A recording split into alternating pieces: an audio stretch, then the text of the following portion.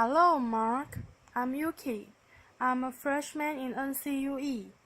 My student number is S0441042. Today my topic is what I learned as a kid in jail.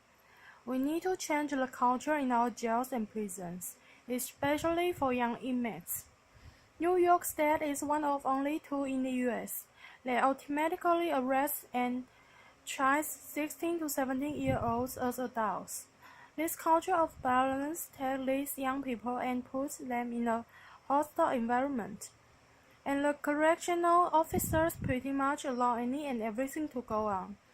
There's not really much for these young people to do to actually enhance their talent and actually rehabilitate them. Until we can raise the age of criminal responsibility to 18. We need to focus on changing the daily lives of these young people. I know firsthand, before I ever turned 18, I spent approximately 400 days on Rikers Island. And to add to that, I spent almost 300 days in solitary confinement. And let me tell you this, screaming at the top of your lungs all day on your cell door or screaming at the top of your lungs out the window. It gets tiring. Since there's not much for you to do while you are in there, you start pacing back and forth in your cell. You start talking to yourself. Your thoughts start running wild, and then your thoughts become your own worst enemy. Jails are actually supposed to rehabilitate a person, not cause him or her to become more angry, frustrated, and feel more hopeless. Since there's now a discharge plan put in place for these young people, they pretty much enter society with nothing.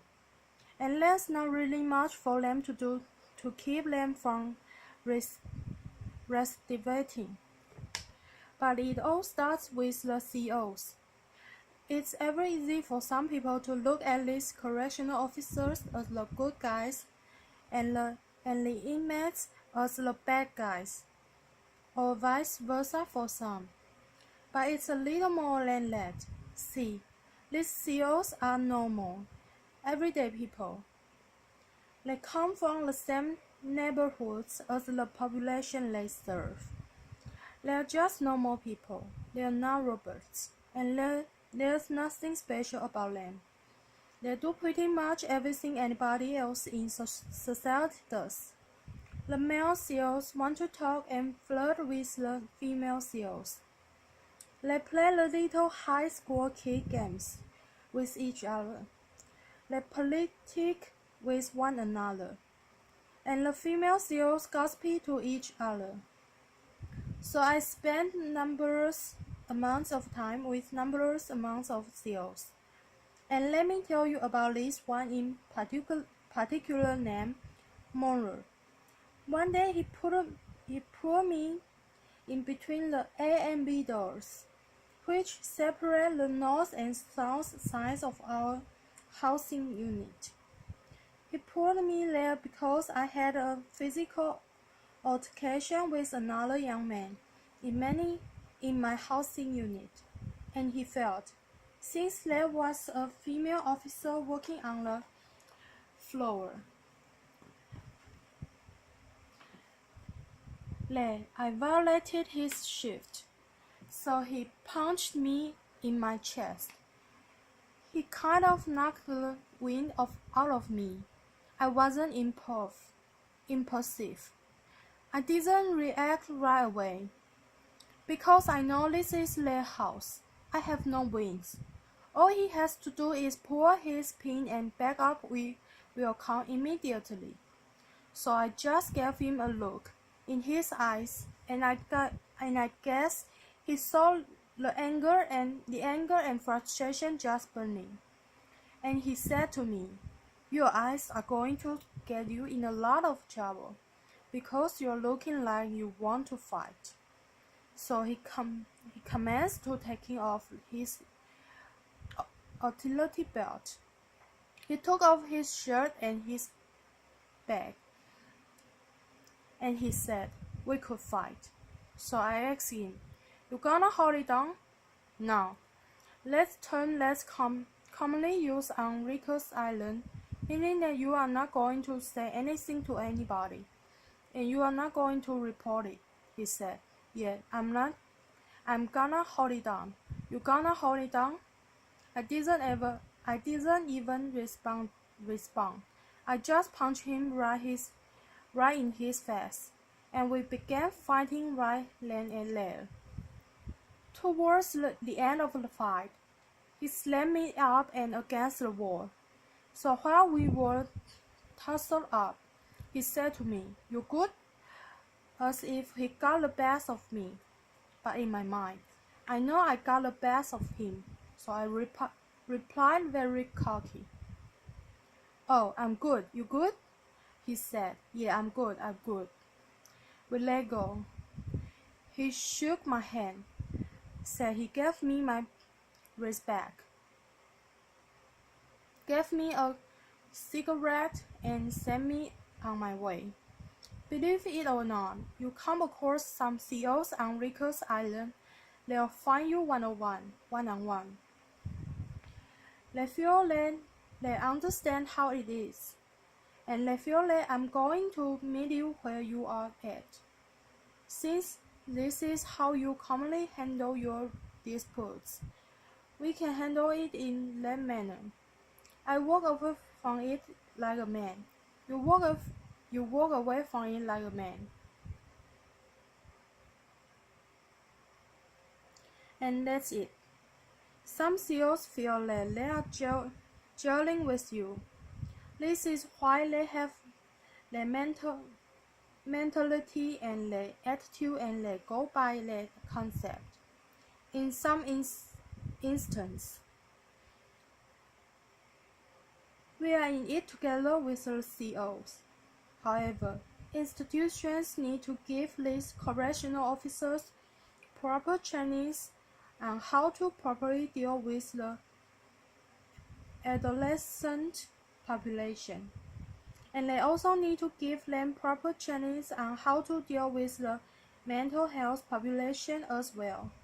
These CEOs play a big factor in these young people's life for X amount of time until a disposition is reached on their case.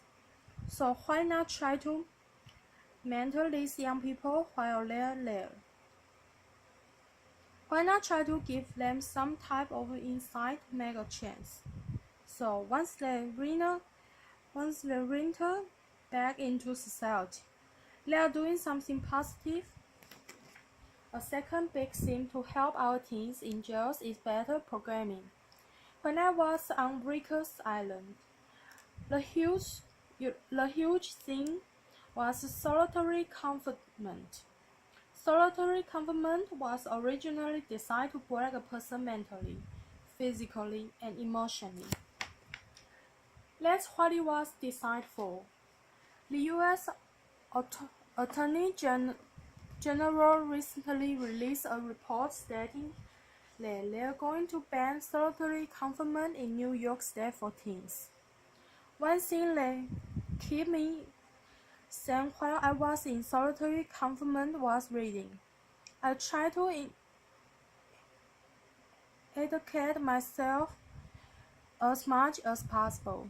I read any and everything I could get my hands on. And aside from that, I wrote music and short stories. Some programs that I feel would benefit our young people are art therapy programs for the kids that like to draw and have that talent. And what about the young individuals that are musically inclined? How about a music program for them that actually teaches them how to write and make music? Just a thought. When adolescents come to Rikers Island, C-74, RNDC is the building that they're housed in. That's nicknamed Gladiator School. Because you have a young individual coming in from the street thinking that they're low, tough, being surrounded by a bunch of other young individuals from all of the fine boroughs, and everybody feels that they are tough. So now, you have a bunch of young gentlemen poking their chests out, feeling that I have to prove I'm equally as tough as you, or I'm tougher than you and you. But let's be honest, that culture is very dangerous and damaging to our young people. We need to help institutions and these teens realize that they don't have to lead the previous lifestyle that they led when they were on the street. They can actually make a change. It's sad to report that while I was in prison, I used to hear students talking about when they get released from prison, what type of crimes they are going to commit when they get back in the street. The conversations used to sound something like this. Oh, when I hit the street, my brother got this connection for this, that and the third. Or, my man over here got this connection for the low price. Let's exchange information, and when we hit the town, we are going to do it real big. I used to hear these conversations and think to myself, wow, these dudes are really talking about going back in the street and committing future crimes. So I came up with a name for that. I called it a go back to jail quick stream, because really, how long is that going to last? You get a retirement plan with that, nice little pension, 401k, 403b. You get health insurance, dental. But I will tell you this, being in jail and being in prison, I came across some of the most intelligent, brilliant, and talented people that I would ever meet. I have seen individuals take a potato chip bag and turn it into the most beautiful picture frame. I have seen individuals take a state soap that's provided for free and turn them into the most beautiful sculptures that would make Michelangelo look like a kindergartner made it.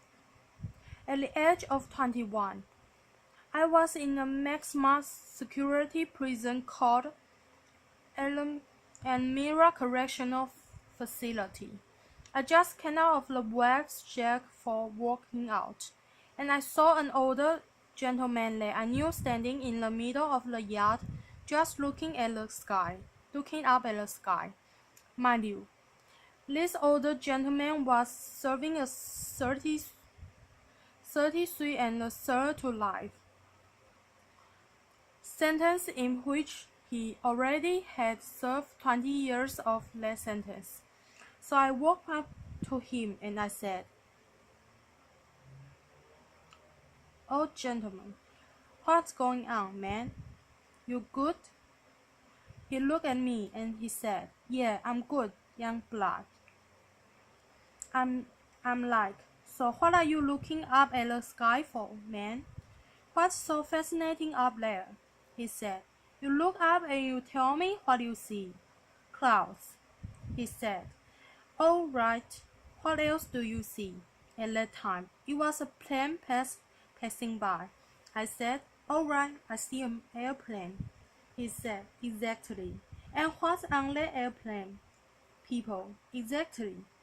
Now where's that plane and those people going?" "I don't know. You know? Please let me know if you do. Then let me get some lottery numbers." He said, "You are missing the big picture, young blood. That plane with those people is going somewhere, but we are here stuck. The big picture is this. Let's plan with lost people going somewhere. Let's life passing us by while we behind these walls stuck. Ever since that day, that sparked something in my mind and made me know I had to make a change. Growing up, I was always a good, smart kid. Some people would say I was a little too smart for my own good. I had dreams of becoming an architect or an archaeologist. Currently, I'm working at the Fortune Society, which is Ringchild program, and I work with people as a case manager that are at high risk for recidivism. So I connect them with the service they need once they're released from jail and prison so they can make a positive transition back into society. If I was to see my 15-year-old self today, I would sit down and talk to him and try to educate him, and I would let him know, listen, this is me, I'm you, this is us, we are one. Everything that you are about to do, I know what you are gonna do before you do it because I already did it. And I would encourage him not to hang out with X, Y, and Z people. I would tell him not to be in such and such place. I would tell him, keep your behind in school, man, because that's where you need to be, because that's what's going to get you somewhere in life. This is a message that we should be sharing with our young men and young women. We shouldn't be treating them as adults and putting them in cultures of violence. They are nearly impossible for them to escape. Thank you.